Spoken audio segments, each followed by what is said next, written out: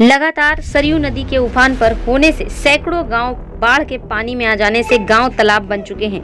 सरयू नदी लगातार उफान पर है। प्रशासन के द्वारा गांव में कहीं कहीं राहत एवं बचाव की सामग्री भी भिजवाई जा रही है, जबकि ज्यादातर गांव में प्रशासन के लोग स्थिति को देखने तक नहीं गए। लोगों का आरोप है कि पूरे वर्ष सरकार के द्वारा बाढ़ नियंत्रण के नाम पर काम कराया जाता है, लेकिन बाढ़ आने के बाद शासन के हाथ पांव फूलने लगते हैं, जिसके लिए आज हम लोगों का जीवन अस्त व्यस्त हो चुका है और प्रशासन अपने रंग में मस्त दिख रहा है। शुक्रवार को लगातार सरयू नदी उफान पर होने से तकिया, धरहरा, सहिया, परसिया देवार, विष्णुपुर देवार, राम जानकी मार्ग से सटे गांव कटैलवा, बिलरार, कापरवार, राजपूतों का टोला सहित विकास खंड भागलपुर से मैल तथा मैल से बरहज राम जानकी मार्ग से रिसाव होने के कारण देर शाम तक बैरिकेडिंग कर भारी वाहनों का आवागमन रोक दिया गया। मैल से भट्टा चौराहा को जोड़ने वाली मुख्य सड़क पूर्ण रूप से जलमग्न हो चुकी है। गांव के लोग अन्न के एक एक दाने के लिए तरस रहे हैं। ग्राम सभा बकुची टू, देवबारी, बढ़ौन हरदो, अकुआ, पिपरा, भूली, कटियारी, तेलिया कला, डमुरिया कला सहित सैकड़ों गांव बाढ़ के पानी में जलमग्न हो गए हैं।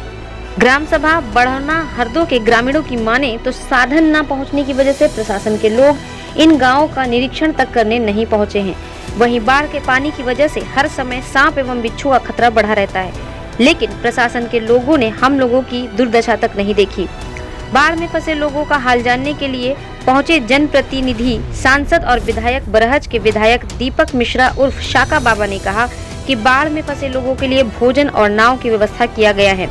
और बरहज विधायक ने कहा कि कल मैंने सैकड़ों कुंतल खाद्यान्न जनता को बांटे हैं। पानी कर यहाँ भरा है, पानी ज्यादा है। हाँ। आप लोग कहाँ रह रहे हैं अभी? हम लोग घर बच्ची है, तो अभी कहाँ पे रह रहे हैं? वही पर घर के अंदर पानी घुस गया है। हाँ। कहाँ? अभी छत पे हैं आप लोग? हाँ, छत पे। क्या खाने होने का क्या व्यवस्थाएं हैं? खाना कुछ व्यवस्था अपन घर से जो रहा तो बना खाता नहीं, शासन प्रशासन द्वारा कोई व्यवस्था की कुछ गई है? नहीं मिला। गांव कितने की आबादी होगी गांव की? अब इतना हमको मालूम है। क्या नाम है चाची आपका? कौशल्या देवी। चौहान, कहाँ के निवासी हैं? ग्राम बक्सी टू के। क्या समस्या है? समस्या है कि कल हम 1 बजे रात से हम लोग परेशान हैं। कल किसी तरह से एक नाव आई और प्रशासन की वजह से, और आज हमारे विधायक जी और सांसद जी आए हुए हैं देखने के लिए, लेकिन अभी राशन पानी की कोई व्यवस्था नहीं। हम लोग एक नाव के लिए और रिक्वेस्ट कर रहे हैं, हमारे गाँव में एक नाव और आ जाए। किस गाँव की बात कर रहे हैं? बक्सी टू की बात कर रहा हूँ। जैसा कि विधायक जी ने बताया कि सारी व्यवस्थाएं ठीक चल रही है। विधायक जी तो आज अभी 3-4 बजे के समय में आए हुए हैं, जो बोले हैं। अब जाके देखिए क्या होता है। जैसे एक नाव है, पूरा गांव मान लीजिए कि पूरा गांव डूब गया आप है। भी बोलिए। मैं जितेंद्र चौहान, रुक जाइए, एक सेकंड रुकिए।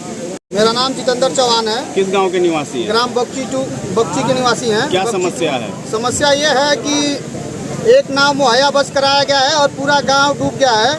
डीएम जी इधर आके मतलब दौड़ा किए हैं, लेकिन जो सबको मालूम है कि ये जो गांव है सबसे नीचे पड़ता है और इसको हाई अलर्ट पे रखना चाहिए। पूरा गांव मान लीजिए कि पहले ही डूब जाता है और कोई गांव नहीं डूबता है, उसके पहले ये गांव डूब जाता है। तो यहाँ पे जो भी सरकार के तरफ से जो भी व्यवस्था है उसको यहाँ पे पहले से हाई अलर्ट किया जाए। और ये आज की बात नहीं है, और यहाँ पे हमेशा बाढ़ का सिचुएशन होता है और पूरा गांव रातों रात डूब जाता है और उसके बाद से लोग अपना गोरू पशु जो भी है लेके आदमी भागता है। अभी विधायक जी और अभी विधायक जी आए हैं, ठीक है, अभी तो कुछ कहे हैं, लेकिन अभी तक एक नाव सिर्फ मुहैया हुआ है और उसके बाद से मतलब अभी कोई भी चीज़ यहाँ पे सिर्फ आश्वासन दिया गया है, लेकिन अभी कोई भी काम नहीं हुआ है। अब देखिए, सांसद जी आए थे, माननीय सांसद जी आए थे और अब विधायक जी आए थे, शाका बाबा, जो हमारे की बहुत अच्छा काम करते हैं और अभी आश्वासन दे के गए हैं, दौड़ा किए हैं इधर का, और उनके लिए बहुत धन्यवाद है कि दौड़ा किए। लेकिन कुछ कार्य भी हो और जो भी बाढ़ पीड़ित हैं उनके लिए कुछ किया जाए और जो भी व्यवस्था है उसको देखा जाए। जो लोग परेशान हैं उनको देखा जाए और जो भी पशु हैं, जितने भी पशु और बकरी हैं, जो भी भैंस हैं, उनके लिए कुछ भी व्यवस्था नहीं है और वो इधर उधर दूसरे के दरवाजे पे बांधा जाए। खाद्यान्न सामग्री में कुछ मिला है आप लोग? खाद्यान्न सामग्री में अभी तक हमको कुछ नहीं मिला है और आश्वासन मिला है। देखिए शाम तक क्या होता है लेकिन अभी तक हम लोग को कुछ एक नायक आपके गांव में कितने दिनों से पानी है अभी? पानी तो 2 दिन हो गया, आज तीसरा दिन है और अभी भी जल स्तर थोड़ा बढ़ाव पे है। अब देखते हैं आगे क्या होता है। ठीक। जनता प्रतिनिधि द्वारा आपको क्या लाभ मिला अभी तक? अभी तक हमको कुछ लाभ नहीं मिला है, एक नाव मुहैया कराया गया है बस, और अभी तक कुछ भी नहीं मिला है। खाद्यान्न सामग्री में कुछ मिला है आप लोगों को? खाद्यान्न सामग्री में अभी तक हमको कुछ नहीं मिला है और आश्वासन मिला है, देखिए शाम तक क्या होता है, लेकिन अभी तक हम लोग को कुछ एक नाव के सिवा कुछ। दिनों से पानी है अभी? पानी तो 2 दिन हो गया, आज तीसरा दिन है और अभी भी जल स्तर थोड़ा बढ़ाव पे है। अब देखते हैं आगे क्या होता है। एक सांसद के रूप में और एक विधायक के रूप में आदरणीय साका मिश्रा जी के नेतृत्व में हम लोग अपने बरहज विधानसभा का बाढ़ क्षेत्र का दौरा कर रहे हैं और राप्ती और घाघरा का पानी बढ़ने के नाते और नेपाल से काफ़ी करीब 7 लाख MQ वाटर छोड़ने के नाते ये हमारे 5 विधानसभा में आंशिक रूप से बाढ़ की स्थिति उत्पन्न हो गई है। अभी परसों ही आदरणीय मुख्यमंत्री जी बड़हलगंज में बाढ़ का सर्वे किया और वहाँ बाढ़ पीड़ितों को हम लोगों ने यथासंभव जो भी उनको ज़रूरत थी उसको हम लोगों ने देने का काम किया उनके नेतृत्व में। कल मैं बड़हलगंज में था, आज बरहज में हूँ, इससे पहले चौरी चौरा विधानसभा में था। मैं सिर्फ इतना ही कहना चाहूँगा अपने क्षेत्र के सम्मानित उन सभी बाढ़ पीड़ितों को कि किसी भी तरह से घबराने की आवश्यकता नहीं है। ये दैवीय आपदा है, इसमें पूर्ण रूप से सरकार आदरणीय मुख्यमंत्री जी के नेतृत्व में, एक जनप्रतिनिधि के नेतृत्व में हम सब लोग उनके साथ खड़े हैं। किसी भी तरह की आवश्यकता पड़ेगी, हमारे अधिकारी हैं, सभी लोग लगे हुए हैं। बाढ़ से जो लोग पीड़ित हैं उनका सामान जो खाद्यान्न सामग्री है वो आ चुका है। जहाँ जो ही पानी थोड़ा सा कम होगा कल परसों से, वो भी हम लोग उनके घर घर तक बंटवाने का काम करेंगे।